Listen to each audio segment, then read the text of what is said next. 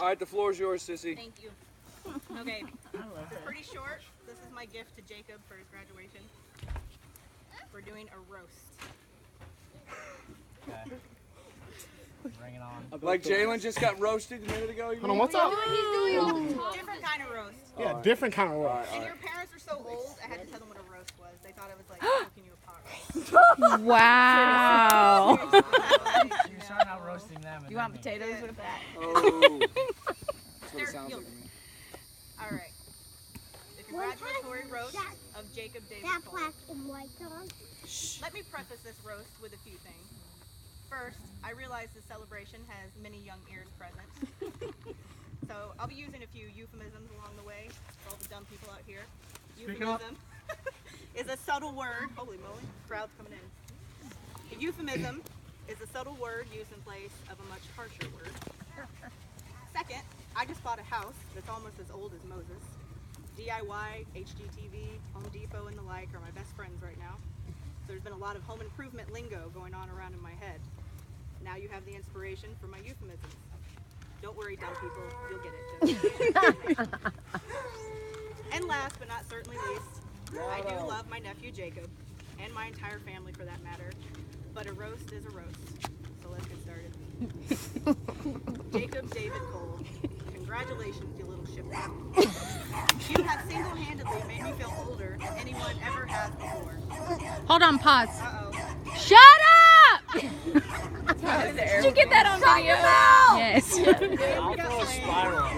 Good grief, we got aircraft, we got 4 C-17s, and the dog pound simultaneously. Does anybody want to saw down a tree?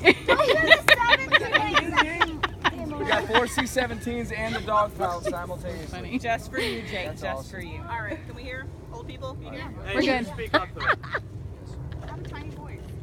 For a tiny person. All right. You have single-handedly made me feel older than anyone ever has before.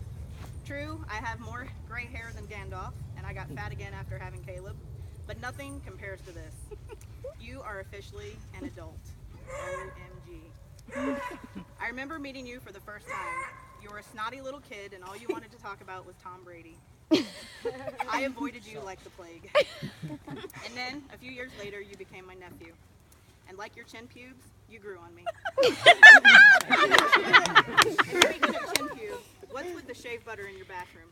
You're putting that stuff on your face, right? Not eating it? God damn. Thank you. Easy. All right, hey. Young years. So back to my feeling really old because of you. Buying gifts. I used to really enjoy buying gifts for my nieces and nephews until you went and got all cool on me. Legos were definitely out because only nerds play with those. Sorry, Ben. And I didn't feel comfortable buying you clothes because you were too cool to wear the affordable stuff, and I was on a college student budget. I never realized how out of touch I was with the cool crowd until you started using that term, ratchet. I had no idea what the furnace that meant. When I asked, you told me it meant something was awesome. Well, why not just say awesome then? You didn't know ratchet was a tool, did you? Tool. Well, I had finally given up on my creative gifts for you. Your coolness had defeated me, and so did your growing body odor. Man, you stunk. From then on out, I bought you cologne for every occasion, and I'm sure you noticed. Those are my room. Jalen, you know, all this is my hand. I'm not kidding.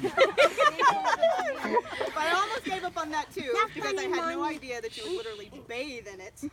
You walk around every day smelling like a French whorehouse. Sorry, I forgot my euphemisms.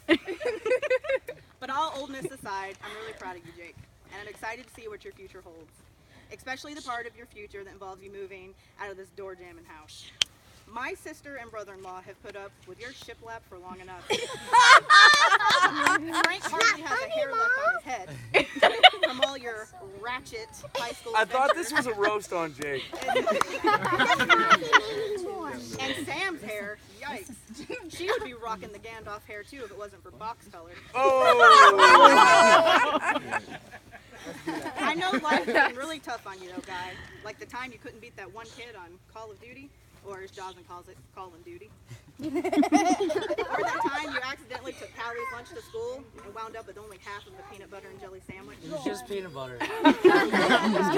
I'm sure the starving kids in Africa felt really bad for you that day. I could go on and on about your poor first world problems, but there's no need to make you relive such horrific memories on your special day. I do have one non-horrific memory that I want to share with you though, and I really hope you remember it. Sam had brought you and the kids to Milwaukee to help me during my divorce.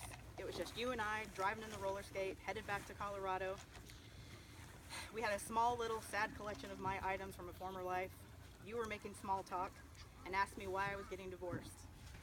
I gave you the adult answer and said, it's complicated. You gave me the best reply ever. You said, no, it's not. You're so nice and sweet and fun. Who wouldn't want to be married to you? I almost cried, it was so sweet. And then a few hundred miles further down the road, I became terrified that your sweet comment was possibly an attempt at flirting with me. I was moving in with you guys, right next to your room. We were practically roommates. Everywhere I looked, there you'd be pining over me. The woman you could never have because it was too taboo. You got a text, and you were like, hey Aunt Fifi, look at this girl, do you think she's hot? I used to go to school with her in Maine. And there it was. I realized you weren't a sicko. You were just my nephew. And now, you're a little shiplap with a diploma. If you're lucky, your dad might even let you hang it up in his I love me room, if there's any space available. That was good. That was good. But here's the truth. We were all little shiplaps once, when we were your age. The important thing is to not let this stage of your life become your life. 1 Corinthians 3:11. When I was a child, I talked like a child. I thought like a child. I reasoned like a child. When I became a man, I put the ways of childhood behind me. Reflect on your younger years, Jake, because they'll pass faster than you can ever imagine. Be vibrant in life and accomplish the things everyone here knows that you're capable of. I love you always, Aunt Fifi. And P.S. I hate that name. Now that you're an adult, you can call me Aunt Felicia. Come here, give your platonic aunt a hug, and here is some graduation money for your speeding ticket.